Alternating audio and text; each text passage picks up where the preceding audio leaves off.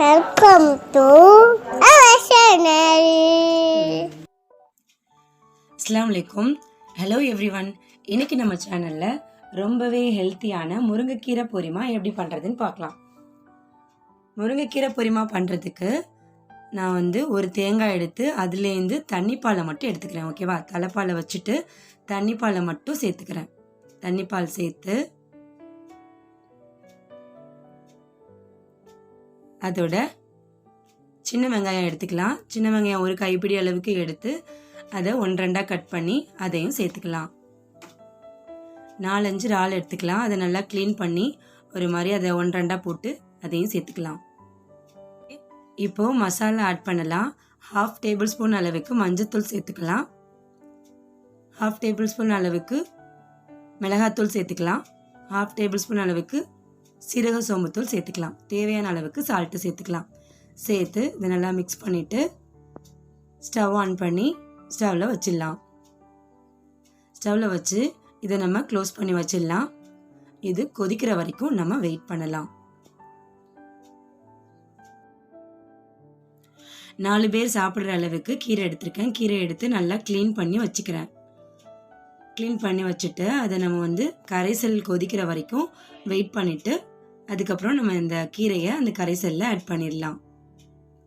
Okay, இப்போ நமக்கு கரைசல் கொதி வந்துருச்சு. இப்போ நம்ம க்ளீன் பண்ணி வச்சுருக்க முருங்கைக்கீரையை சேர்த்துடலாம். முருங்கைக்கீரையை சேர்த்து கொஞ்ச நேரம் இதை மூடி வச்சிடலாம். ரொம்ப நேரம் கொதிக்கணும்ட்டு இல்லை. ரொம்ப நேரம் கொதிச்சிச்சு அப்படின்னா அதோட ஒரு மாதிரி கசப்புத்தன்மை ஏற்பட்டுரும். ஸோ நீங்கள் கொஞ்ச நேரம் அது கொதிக்கிற வரைக்கும் வெயிட் பண்ணிவிட்டு ஓப்பன் பண்ணிவிடுங்க. இப்போ இதை நல்லா கிளறி விட்டுருங்க. இதை நல்லா கிளறி விட்டுடலாம். நம்ம சாதாரணமாக முருங்கைக்கீரை சாப்பிட்டோம் அப்படின்னா நிறைய பேருக்கு இந்த கீரை பிடிக்காது. ஆனால் இதில் ரொம்ப அதிகமான இரும்பு சத்து இருக்குது. இந்த மாதிரி டிஃப்ரெண்ட்டாக நம்ம சமைச்சு சாப்பிட்டோம் அப்படின்னா எல்லோரும் ரொம்ப விரும்பி சாப்பிடுவாங்க. ரொம்ப டிஃப்ரெண்ட் டேஸ்ட்டாக இருக்கும். ஓகே, இப்போ நம்ம கெட்டி பாலாக இருக்குல்ல, தலைப்பால் அதை எடுத்துக்கலாம். சரியா? நம்ம ஃபஸ்ட்டே சொன்னோம்ல தலைப்பால் மட்டும் வைக்கணும்னு சொல்லிட்டு அந்த பால் எடுத்து இப்போ நம்ம இதில் ஊற்றிக்கலாம்.